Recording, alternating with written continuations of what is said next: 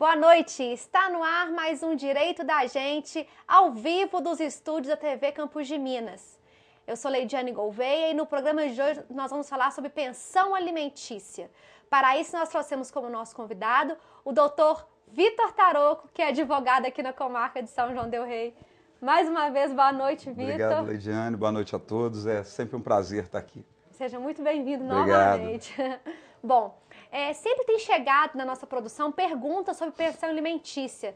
Então nós percebemos que esse tema gera muitas dúvidas, né, nos nossos telespectadores. Por isso hoje nós estamos à disposição de vocês para tirar as suas dúvidas. Bom, doutor Vitor, quem tem direito à pensão alimentícia?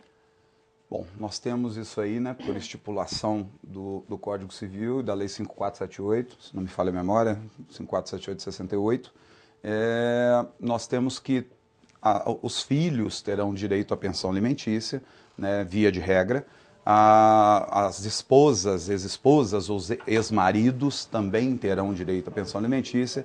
E uma questão interessante que acho que muita gente não tem a ciência de que possa ser cobrado é a pensão do pai requerendo do filho, caso ele esteja passando por dificuldade, comprove a condição financeira do filho em pagar alimentos aos pais, ele pode fazer esse pedido também.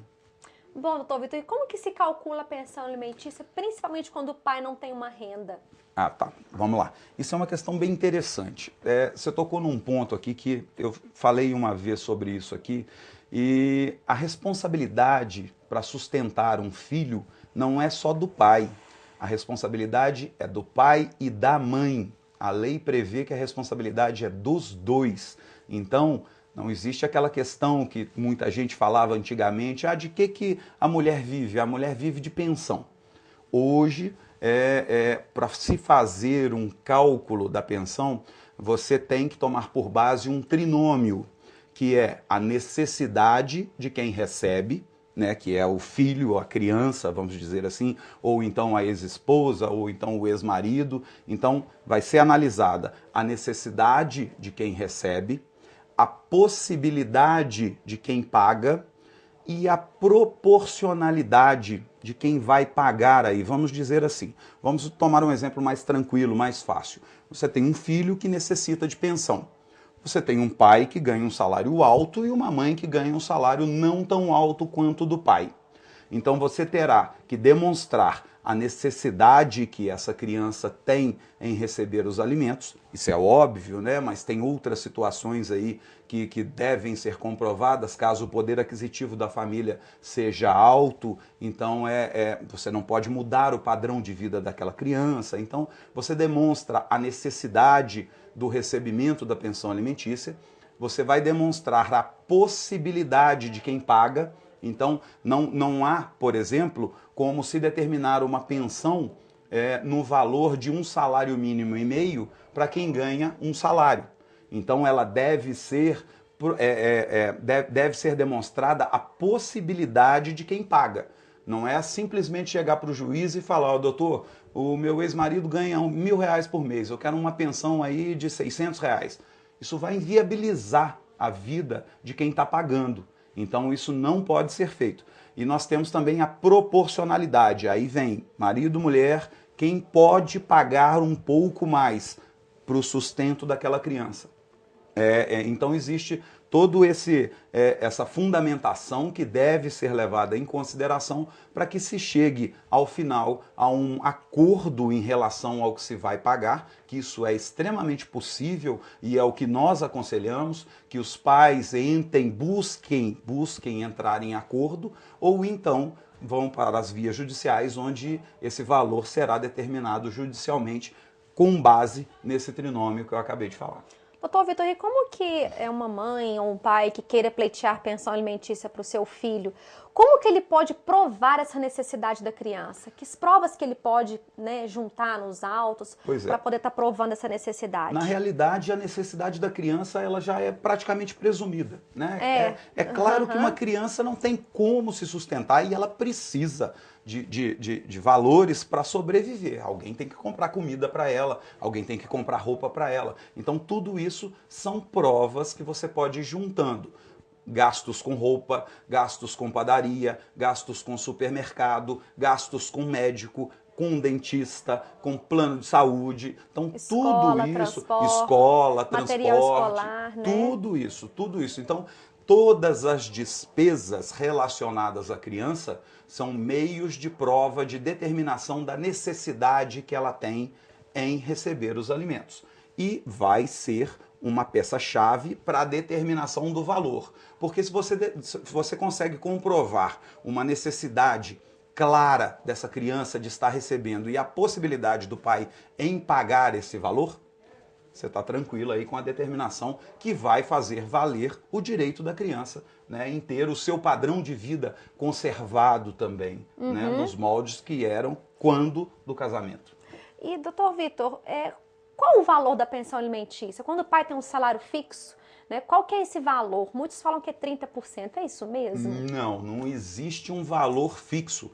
Não é você chegar e falar assim, eu ganho 10 mil por mês, vou pagar 3 mil reais para meu filho.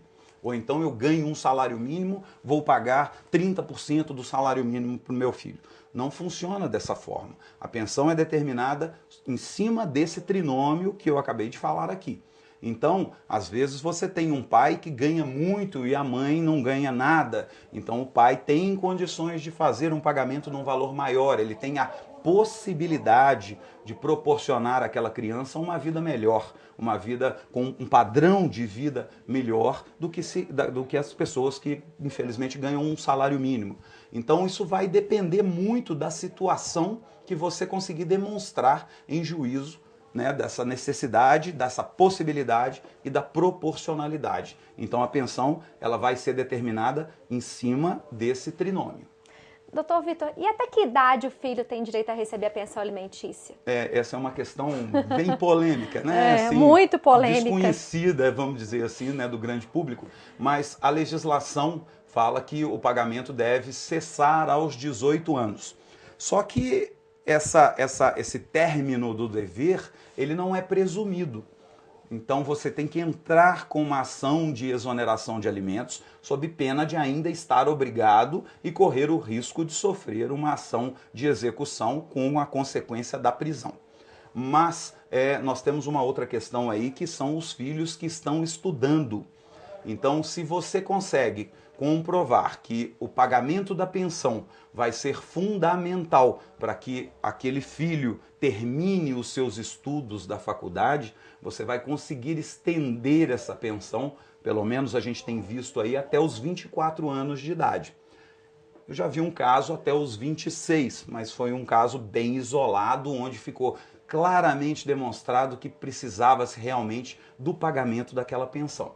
Mas não existe uma regra clara, básica, a não ser a dos 18 anos, né, que é quando cessa a obrigação legal com a maioridade, mas você tem que entrar com um pedido de exoneração de alimentos sob pena de continuar obrigado ao pagamento da pensão e ter que fazer provas futuramente da não necessidade e se submeter aí ao entendimento do juiz. Doutor Vitor, e no caso do filho, em que pese ele ser maior de idade, ele possui alguma incapacidade, digamos, uma deficiência mental, esse pai ele tem que continuar pagando pensão toda a vida? Tem sim. Nesse caso aí, não há como você desamparar o seu filho sob o aspecto legal da maioridade. Seu filho vai continuar precisando da pensão, né, uma vez que ele é portador de uma deficiência, não consegue se autossustentar. Qual é o objetivo da lei ao se parar de pagar aos 18 anos de idade?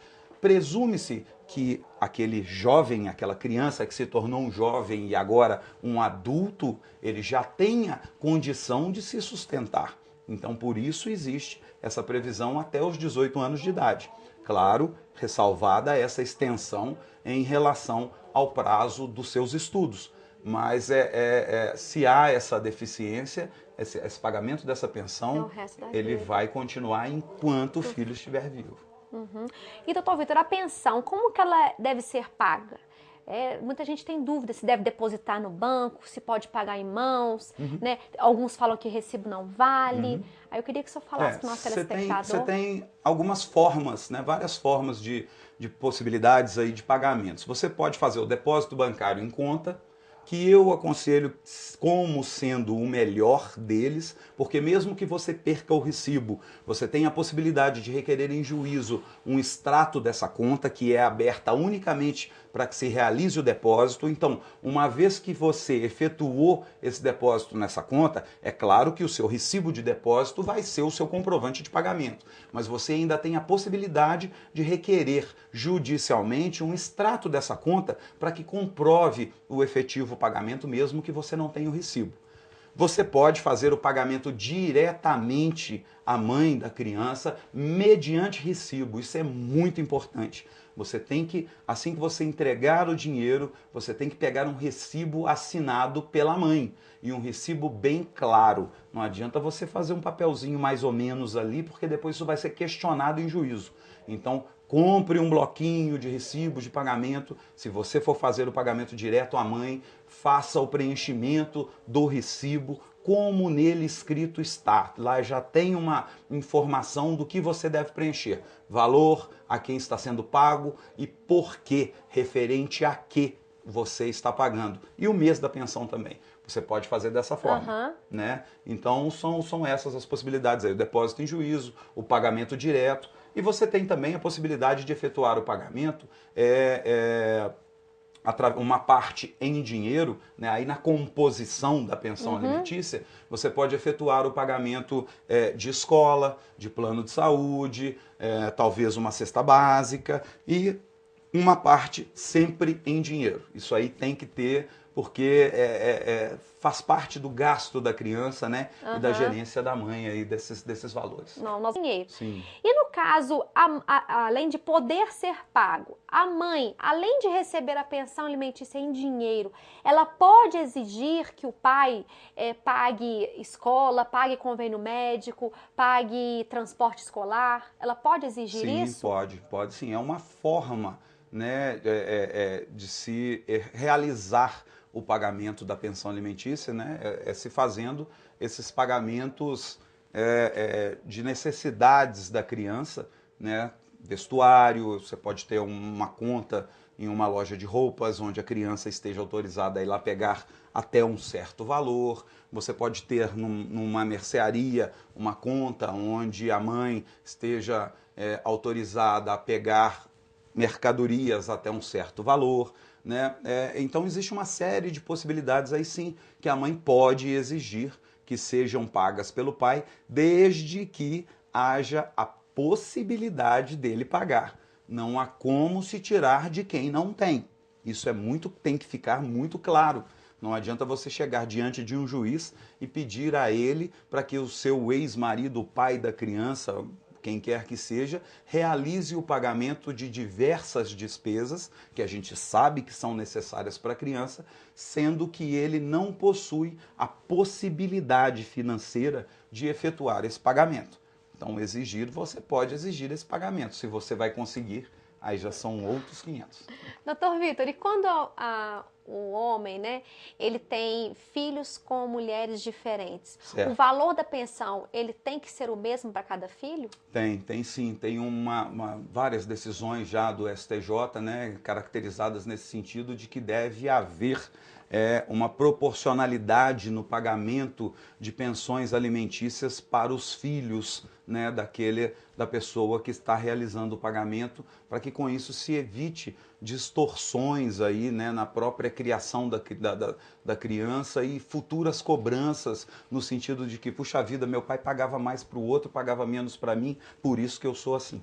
Então, para se evitar questões, né, no linguajar mais popular nesse sentido aí, é mais ou menos para isso que serve essa equiparação de pagamento entre filhos. Agora, tem que tomar muito cuidado com isso, porque eu já tive casos onde a mãe pleiteava um pagamento para um filho e nós acabamos conseguindo, pleiteava o aumento e nós acabamos conseguindo reduzir isso em virtude da condição financeira do pai. Então, deve-se pensar muito antes de se buscar uma ação revisional de alimentos para que o tiro não saia pela culatra. Com certeza. E, doutor Vitor, no caso de visitas, existem muitas mães que falam que não vão cobrar a pensão para não ter que dar o direito de visita para o pai, ou então não permitem que a criança, que o pai visite a criança porque não está pagando a pensão alimentícia.